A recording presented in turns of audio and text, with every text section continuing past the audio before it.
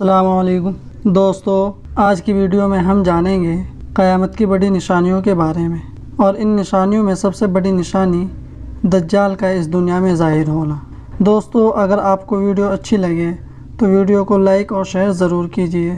Video کو شروع کرتے ہیں۔ دجال حضرت آدم علیہ السلام کی اولاد میں سے ایک شخص ہوگا جسے اللہ تعالیٰ کچھ ایسی طاقتیں دے گا جو اس کے سوا کسی بھی انسان کو حاصل نہیں ہوگی۔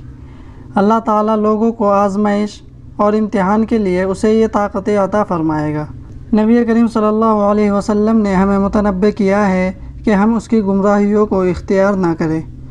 اسی کے ساتھ آپ صلی اللہ علیہ وسلم نے ہمیں اس کی جسمانی اور اخلاقی علامات سے بھی آگاہ فرمایا ہے۔ کسی چیز کے بارے میں علم رکھنا اس کے بارے میں جہالت سے کہیں بہتر ہے۔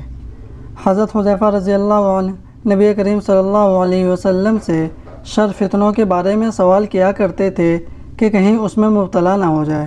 دجال سب سے بڑا فتنہ ہے۔ نبی کریم صلی اللہ علیہ وسلم کو اپنی امت کے بارے میں اس کا بہت ڈر تھا۔ یہی وجہ ہے کہ آپ نے اس کے بارے میں امت کو خبردار کیا، ڈرایا اور آگاہ فرمایا، اس لیے کہ دجال کے ساتھ بہت بڑے فتنے اور شبہات ہوں گے، حتیٰ کہ وہ یہ دعویٰ بھی کرے گا کہ وہ رب العالمین ہے۔ جب ہم دجال کی صفات، علامات اور اس سے محفوظ رہنے کے طریقے معلوم کر لیں گے تو اللہ تعالیٰ ہمیں اس کے شر سے بچا لے گا انشاءاللہ۔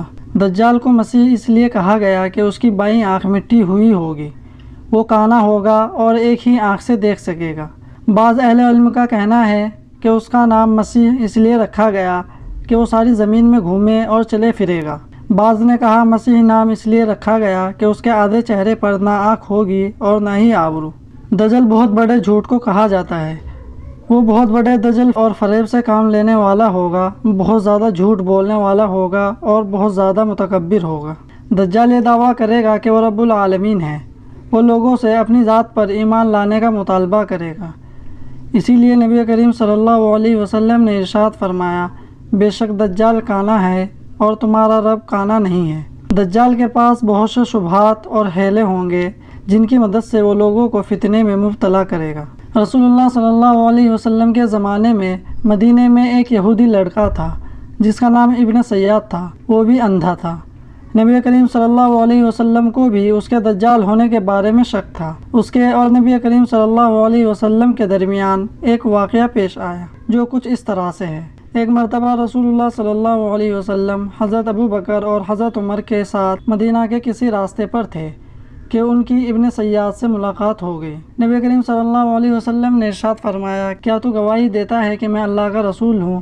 ابن سیاد نے کہا، کیا آپ گواہی دیتے ہیں کہ میں اللہ کا رسول ہوں؟ اس پر آپ نے فرمایا، میں اللہ پر، اس کے فرشتوں پر اور اس کی کتابوں پر ایمان لاتا ہوں۔ پھر آپ صلی اللہ علیہ وسلم نے پوچھا، تجھے کیا نظر آتا ہے؟ ابن سیاد نے کہا، مجھے پانی پر ایک تخت نظر آتا ہے۔ پھر آپ نے فرمایا، کیا تجھے سمندر پر ابلیس کا تخت نظر آتا ہے اور تو کیا دیکھتا ہے؟ ابن سیاد نے کہا، مجھے 2 سچے اور ایک جھوٹا یا 2 جھوٹے ایک سچا نظر آتا ہے۔ پھر آپ صلی اللہ علیہ وسلم نے فرمایا، میں نے تجھ سے پوچھنے کے لیے اپنے دل میں ایک چیز چھپا رکھی ہے۔ ابن سیاد نے دخان کہنے کی کوشش کی لیکن اسے یہ لفظ ادا کرنے کی توفیق نہ ملی، اس لیے اس نے دخان کی بجائے دخ کہہ دیا۔ دراصل ابن سیاد کے پاس کچھ جن تھے جو اسے چیزوں کی خبر دیتے رہتے تھے۔ جن بھی اس لفظ کو صحیح معلوم نہ کر سکے جو نبی اکرم صلی اللہ علیہ وسلم نے اپنے دل میں چھپایا ہوا تھا۔ ابن سیاد نے جواب دیا، وہ دخ ہے۔ حضرت عمر رضی اللہ عنہ نے عرض کیا، اللہ کے رسول، مجھے اجازت دے دیجئے، میں اس کی گردن اڑا دوں گا۔ نبی کریم صلی اللہ علیہ وسلم نے فرمایا، اسے چھوڑ دو تو تم اس پر غلبہ نہ پا سکو گے۔ اگر یہ دجال نہیں ہے تو پھر اسے قتل کرنے میں کیا فائدہ؟ یعنی اگر ابن سیاد ہی دجال ہے تو تمہیں اس کے قتل کرنے کی طاقت حاصل نہیں ہے، کیونکہ اللہ تعالیٰ نے یہ فیصلہ فرما رکھا ہے کہ اسے حضرت عیسیٰ ابن مریم علیہ السلام اپنے نزول کے بعد قتل کریں گے۔ حضرت ابو سعید خدری رضی اللہ عنہ بیان کرتے ہیں، ایک مرتبہ ہم حج یا عمرے کے سفر پر روانہ ہوئے۔ ابن سیاد بھی اس سفر میں ہمارے ساتھ تھا۔ جب ہم نے ایک جگہ پر پڑاؤ ڈالا تو لوگ ادھر ادھر پھیل گئے اور میں اور ابن سیاد اکیلے رہ گئے۔ اس کے بارے میں جو باتیں مشہور تھی اس کی وجہ سے میرے دل میں کافی ڈر اور وحشت پیدا ہو گئی۔ اس نے اپنا سامان اٹھایا اور میرے سامان کے قریب لا کر رکھ دیا۔ میں نے اس سے کہا، دیکھو گرمی بہت سخت ہے، بہتر ہے کہ تم اپنا سامان اس درخت کے نیچے رکھ دو۔ اس نے ایسا ہی کیا۔ ابن سیاد نے اپنا سامان ابو سعید سے دور اس درخت کے نیچے رکھ دیا۔ تھوڑی ہی دیر گزری تھی کہ بکریوں کا ایک ریوڑ ہمیں دکھائی دیا۔ ابن سیاد اٹھا اور جا کر بکریوں کے دودھ سے بھرا ہوا ایک برتن لے آیا۔ کہنے لگا ابو سعید اسے پیو۔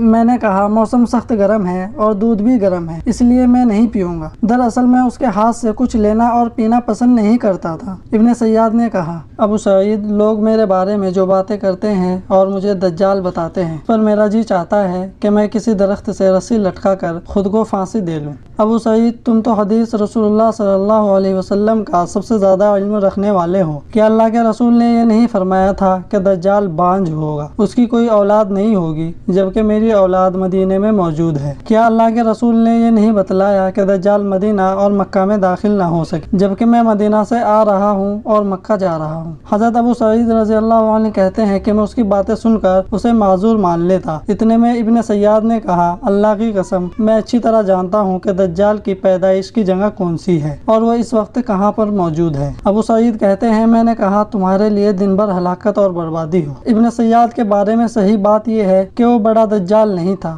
بلکہ وہ دھوکے باز دجالوں میں سے ایک چھوٹا دجال تھا۔ اس کے پاس کہانت اور جادو تھا اور شیاطین اسے بعض چیزوں کے بارے میں جانکاری دے دیا کرتی تھی۔